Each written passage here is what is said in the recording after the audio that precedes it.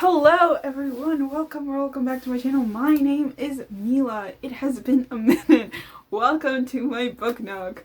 My hair is okay. If I'm looking to the side, I'm mirroring, you know the drill.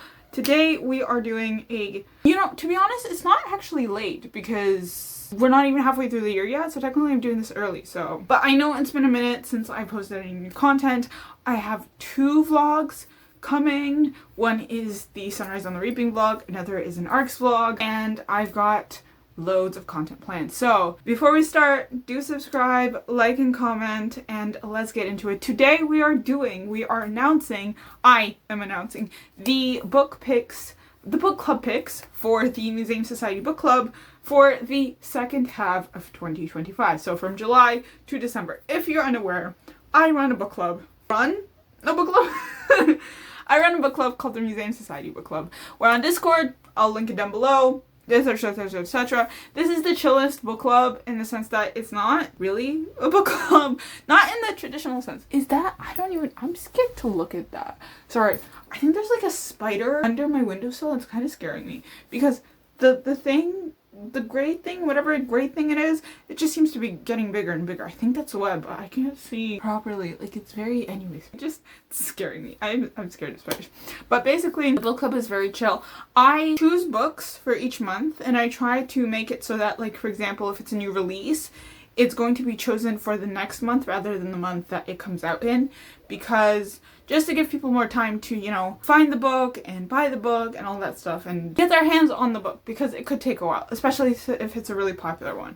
So I announced, obviously, the book club picks back in December, I believe, for January to June, and then I'm announcing the July one, July to December. And there are months where I choose 2 books because I wanted to, and it's my book club, and you can read the books at any point. For example, The Count of Monte Cristo was supposed to be a February book, but I read it like in April, like March, April.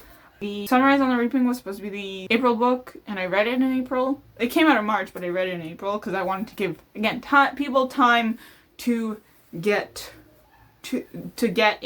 acquire it in whatever format they may have wanted to. So here is, after that long-winded intro, here are the books for July to December. And again, some of these, there are doubles, some of these it's just one, and etc. And I will talk to you about it as we go along. So for July, we have one book, which is The Incandescent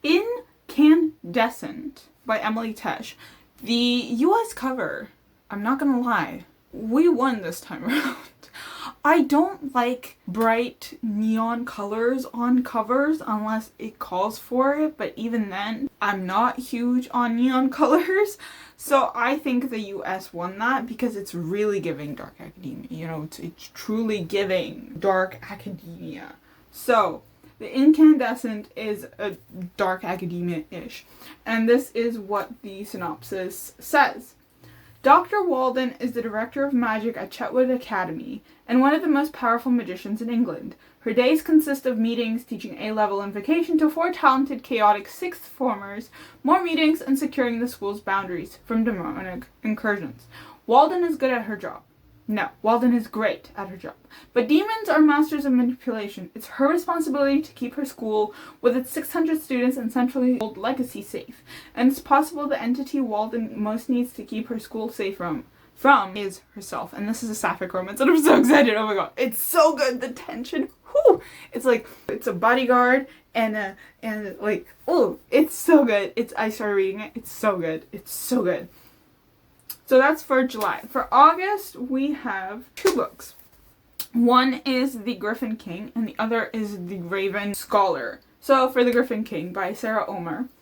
Batar was only a child when he killed a griffin. This is Southwest Asian inspired vibes, Batar was only a child when he killed a griffin, making him a legend across the Red Steppe. As an adult, he is the formidable Batar Ra, chosen by God to rule the continent that once scorned his people. After a string of improbable victories, he turns his sights on the wealthy, powerful kingdom of Dumakra, whose princesses rule the skies from the backs of Pegasus. When rumors reach the capital that the infamous warlord is moving on Dumakra, Nora Zultama prepares to face him. She and her sisters are feared warriors, goddess blessed, and mounted on winged men-eating horses.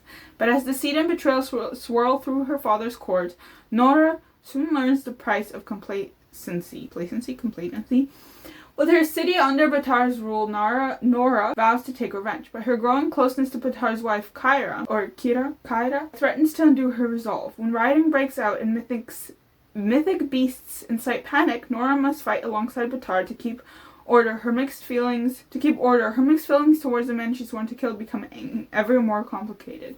Old evils are rising. Only together will Nora and Batar stand a chance against the jinn, ghouls, and monsters that threaten to overrun their world. I'm so excited for this. I have an e-arc. Yeah. Anyway, I'm really excited for all of you to read this one. And Raven Scholar by Antonia Hodgson. I actually do have a physical arc of this somewhere on my shelves. I can't find it right now, so I better get to it. But this is out. Yes, this is out. Whoa. That was a big-ass bird. Okay, sorry. Let us fly now to the Empire of Oran, where after 24 years of peace, Burson the Brusque must end his reign. In the dizzying heat of midsummer, 7 contenders compete to replace him. They are exceptional warriors, thinkers, strategists, the best of the best. Then one of them is murdered. It falls to Nima Kra, the Emperor's brilliant, idiosyncratic high scholar, to find the killer before the trials end. To do so, she must untangle a web of deadly secrets that stretches back generations, all while competing against 6 warriors with their own dark histories and fear ambitions.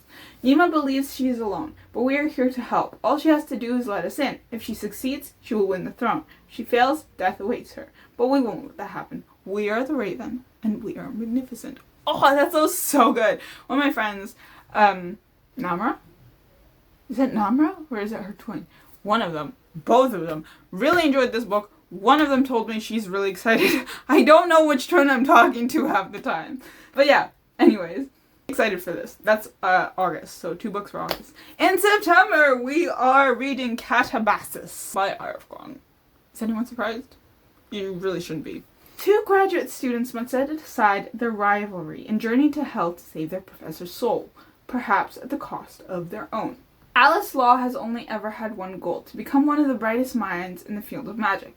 She has sacrificed everything to make that a reality. Her pride, her health, her love life, and most definitely, her sanity. All to work with Professor Jacob Grimes at Cambridge, the greatest magician in the world. That is, until he dies in a magical accident that could possibly be her fault.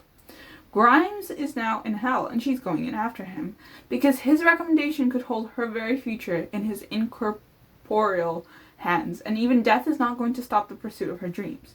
Nor will the fact that her rival, Peter Murdoch, has come to the same conclusion. Whew! So, I know people have had mixed reactions. There have been so many mixed reactions, but I will read anything that woman writes. Will I finish it? Who knows? I don't know. Will I finish it? Who knows? Oh, there's the sun is right between the trees, so if I move, it water time. I do need to drink some water. Okay. That's September, by the way, so very dark academia-esque. And then for October, we have 2 books. For November, we have 2 books. And for December, we have 1 book. So, October, we have This Monster of Mine by Shalini Sikara. And we have A Dance of Lies by Brittany Arena. So for This Monster of Mine, she knows the taste of death, has stoked her hunger for it. 18-year-old Sarai doesn't know why someone tried to kill her 4 years ago, but she does know that her case was closed without justice. Hell-bent on vengeance, she returns to the scene of the crime as Peditor, a prosecutor who can magically detect lies and is assigned to work with a tetrarch Kadra. Ice-cold and perennially sadistic, Kadra is the most vicious of the 4 judges who rule the land, and the prime suspect in the string of deaths identical to Sarai's attempted murder. Certain of his guilt, Sarai begins a double life, solving cases with Kadra by day and plotting his ruin by night. But Kadra is charming, and there's something alluring about the wrath he wields against the city's corruption. I can't read, apparently. So when the evidence she finds embroils her in a deadly political battle, Sarai must also fight against her attraction to Kadra, because despite his growing hold on her heart, his voice matches the only memory she has of her assailant. Now this is what I call enemies to lovers. Are you kidding me? This is enemies to lovers, not the 4th wing bullshit, okay? This is enemies to lovers. And now we have the second book, which is A Dance of Lies. So, my protector is gone, revealed to be a monster, but I remind myself that I'm not a damsel. I'm no princess bound within a tower. I am a shadow. Vasily Morin was once a dancer in King Ilian's court until he framed her for murder. Barely surviving her 2 years in the dungeons, she's suddenly called to face her king. He offers her a deal. Become his spy at the 6-week royal gathering, and he'll grant her freedom. As Ilian's orders grow bloody and dangerous, forcing her to harm and betray those around her, Vasily discovers that the monster she serves may be aligned with the bigger monster, one far closer to home. With her world threatened, Vasily enlists the help of Ilian's brother, and greatest adversary, the infamous King of the East. As the rivalry between brothers escalate, with Vasily caught in the middle, the horrifying truth of her past comes to light. If she wants to survive, she must decide who to trust, who to fight for, and how much of her soul she's willing to damn in the process. Whew! Now that is one hell of a synopsis. So excited for this. Also, the cover is absolutely gorgeous. I just love the stenciled glass, vibe. Oh, so gorgeous, so gorgeous. So that is October. November, we have 2 books. The first one is The Strength of the Few, and the second one is House of Dusk. The reason why So Strength of the Few and the December book are the only books that come out in the month that we're reading them in. And I don't want to wait till December to read the second Will of the Many book. Or what is it called? I think it's called something else. I think the series is called something else, but anyways. So Strength of the Few is the second book in the Will of the Many trilogy, ? I don't know if it's a trilogy. It might be. And I read Will of the Many 2 years ago at this point. I was an ARC reader. And I loved it. I loved it so much, and then it blew up. And I'm like, oh, of course. Was I the reason that it blew up? No. Do I like to think that I am partly the reason that it blew up? Yes. But yeah, so I'm gonna read the Strength of a Few synopsis, and then I'll read the House of Dusk synopsis. House of Dusk is the first in a duology? I don't remember if it's a duology or a trilogy, but it's definitely a series, which I found out too late. But anyways, here is the synopsis for Strength of the Few. Omne trium perfectum. The hierarchy, that's what it's called. The hierarchy still call me Telemus, still hail me as Catanicus. They still as one believe they know who I am, but with all that has happened, with what I fear is coming, I am not sure it matters anymore. I'm no longer one. I won the Eudicium and lost everything, and now impossibly, the ancient device beyond the labyrinth has replicated me across 3 separate worlds. A different version of myself in each of Albitium, Lucium, and Res. 3 different bodies, 3 different lives. I have to hide, fight, play politics. I have to train, trust, lie. I have to kill, heal, prove myself again and again and again. I'm loved and hated and entirely alone. Above all, though, I need to find answers before it's too late. To understand the nature of what has happened to me and why. I need to find a way to stop the coming cataclysm. Because if all I have learned is true, I may be the only one who can. So that's Strength of the Few. And House of Dusk is really fantastic, actually. I read it recently because it's one of my ARCs. And I put it on this list before I had read it. And then I got approved for it. I believe that's vaguely what the timeline was. And I actually really enjoyed this one. I really enjoyed it. I was so surprised. I was so impressed by this. I believe it's a standalone. Anyways, we shall read the synopsis. 10 years ago, Sephra left behind her life as a war hero and took holy vows to seek redemption for her crimes, wielding the flames of the phoenix to purify the dead. But as corpses rise, a long-dead god stirs, and shadowy serpents creep from the underworld to hunt her, she has no choice but to draw on the very path she's been trying so hard to forget. Orphaned by the same war Sephra helped when Yenneris has trained half her life to be the perfect spy, a blade slipped deep into the palace of her enemies.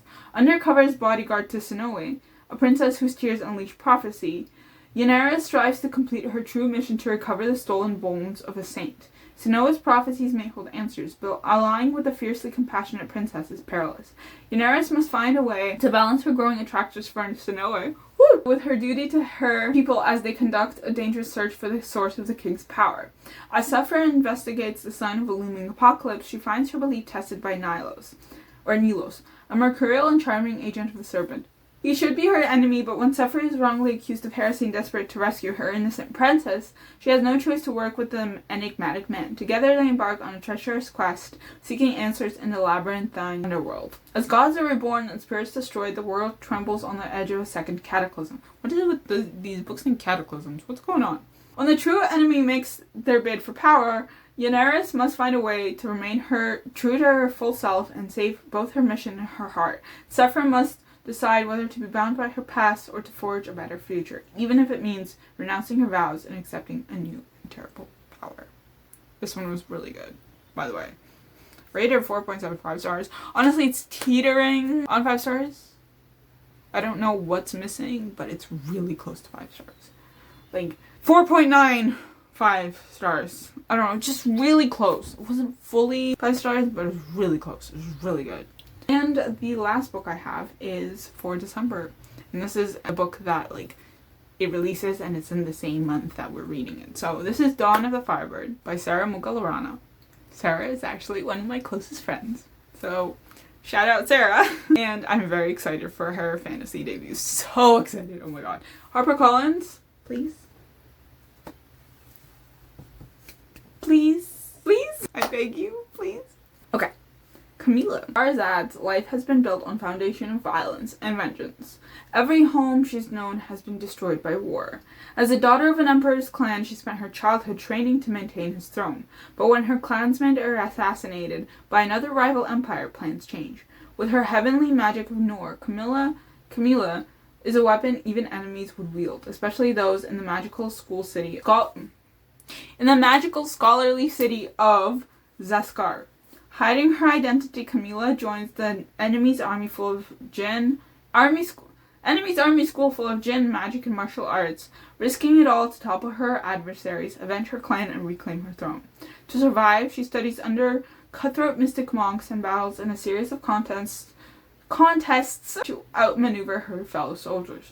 She must win at all costs, even if it means embracing the darkness lurking inside her. But the more she excels, the more she is faced with a history that contradicts her father's teaching.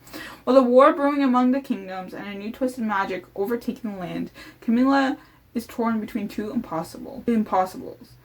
Vengeance or salvation. So excited! I'm so excited! I have an e-arc of this as well, but I think I'm going to save it for a little closer to the release date. But I also really want to read it. But I also want to save it. It's a constant battle. It's truly a constant battle. But that is... Sorry. Just see. Here we go. That is it for this video. I hope you enjoyed. I hope you're just as excited as me to read this book. I also see these announcement videos as like sort of books to look out for in the next couple of months, because majority of these, all of these, I think all of them, if I'm not mistaken, are actually new releases. So yeah. Or newer releases, like not necessarily in the second half, but newer in 2025, released in 2025. So I'm very excited. If you want to read all of these, link down below. Follow me on all my socials and like, comment, subscribe as usual. And I will see you in the next video. Happy reading!